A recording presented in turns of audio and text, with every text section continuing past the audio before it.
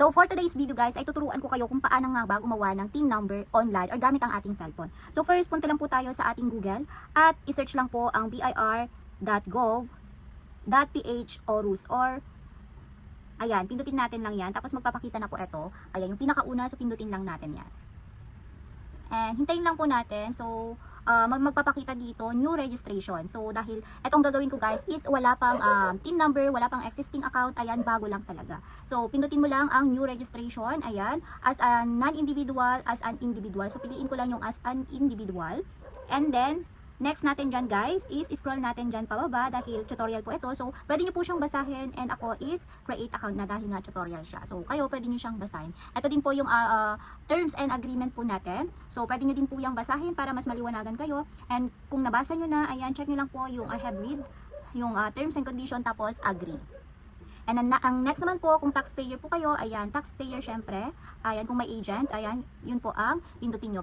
Tapos, ang next naman po, without existing TIN. Ayan, walang account, walang ibang account na existing TIN. So, ito ay agree lang. Pero kung meron na kayong dating account, ayan, with existing TIN po tayo. Tapos, type of transaction, syempre, piliin po natin, Filipino citizen.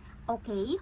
And then next, ayan, taxpayer type, ayan, Filipino citizen. Executive order, ayan. Ito po yung pipiliin natin. Executive order number, ayan. Okay. Tapos next po dito ay i-fill up na po natin yung ating mga information. So ipi-fill up ko lang ito, balik ako mamaya. And then dito po sa baba, ayan, maglagay lang po kayo ng email ninyo. Yung dapat yung active email nyo po, yung kayo po mismo ang gumawa ha, hindi yung ibang tao ang gumawa. Tapos create lang po kayo ng inyong password. Tapos check nyo lang po yung I'm not a robot. And then tap nyo na po yung register. So, ayan, we sent an email with a link to verify your email. Ayan, kailangan lang po natin yung, i-open po natin yung email na yung nilagay natin doon. Tapos, i-verify lang. So, ito yung marireceive yung email sa inyong nilagay na email. So, verify, pindutin nyo lang po yung verify account. And then, wait lang natin yung next na magpapakita. Tapos, ito yung marireceive nyo. Congratulations, you have successfully created an account. Tapos, okay, please log in tayo. So, maglalog in tayo ngayon using our ginawa kanina na email tapos password. Tapos pindutin nyo lang yung I'm not a robot, then log in. Tapos, ayan, naka-log in na siya. So, punta lang tayo sa new registration as an individual. Tapos, next, fill up registration form tayo. Tapos, ayan, meron na siyang nakalagay na ganito. Yung iba naka-indicate na yung mga ibang information natin. Tapos, yung mga na lang, ito, yung mga wala pang naka-input. So, fill up ulit natin. And then, after mo, ma-fill upan yung mga yan. So, continue mo lang siya. And then, continue. Next naman yung ating address. So, fill up lang din ulit natin.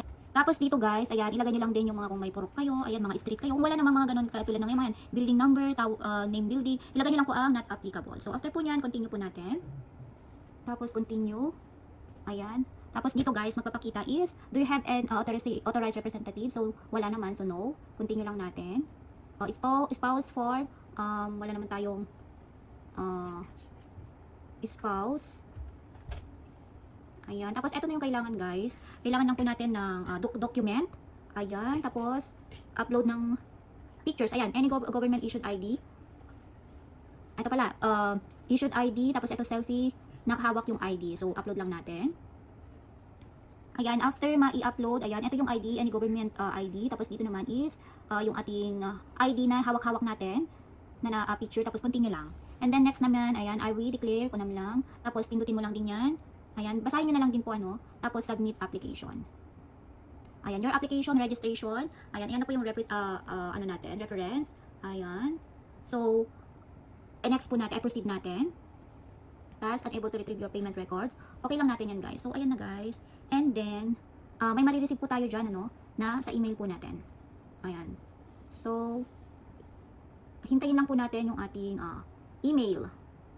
And then, ito po yung marireceive natin, your application, registration, ayan, has been submitted. Ay, review pa nila. So, meron tayong 3 working days na hihintayin para ma-receive yung ating TIN number. So, maghintay lang tayo ng 3 days, ayan. So, tingnan natin kasi Saturday ngayon, guys. So, 3 days working days pala ito, guys. 3 working days, the date submission. So, baka hindi siya maano ngayon. So, baka sa Monday pa ito. Pero titingnan natin, guys, i-review pa nila. So, hintayin lang natin ulit yung email nila. So, ito yung email na marireceive nyo once na na-approve kayo sa inyong application. At kung hindi naman na-approve, your application is rejected naman po ang nakasulat. And maibibigay na nila yung TIN number ninyo. So, ayan, nasa baba, your TIN number is, ayan, andyan yan. Yan na yung gagamitin natin na TIN number for life. Lifetime na po yan na TIN number natin. And yes, pwedeng-pwede na din siyang gamitin. And next video naman kung paano natin makuha yung TIN ID. So, gagawa na lang ako ng ibang video para dito, guys. So, ayun lang. Maraming salamat sa panonood.